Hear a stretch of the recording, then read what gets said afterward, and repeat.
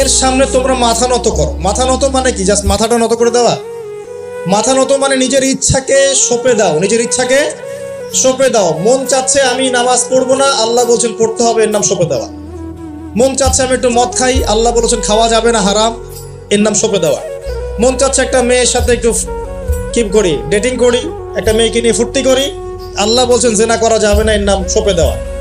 মন চাচ্ছে ভরপেট খাই রমজান মাসে, আল্লাহ বলছেন না, রমজান মাসে খাওয়া যাবে, রোজা রেখে, এর নাম সঁপে দেওয়া।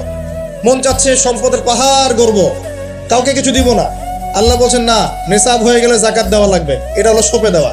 সঁপে দেওয়া মানে কি? আল্লাহ পাকের বিধিবিধানের সামনে নিজের ইচ্ছাকে আত্মসমর্পণ করা, যে আল্লাহ যা বলেছেন আমি তাই করব, যা ছেড়ে দিতে বলেছেন ছেড়ে দিব, দ্যাটস অল। এর নাম ইসলাম। ইসলাম হলো এই বিষয়টার নাম, নিজের ইচ্ছাটাকে আল্লাহ পাকের বিধানের সামনে আত্মসমর্পণ করে দেওয়া। আমরা অনেকেই বলি ইসলাম মানে কি? শান্তি। এই যে শান্তি, এই শান্তি ব্যাখ্যা দিয়ে দিয়ে কি করা হয়েছে জানেন?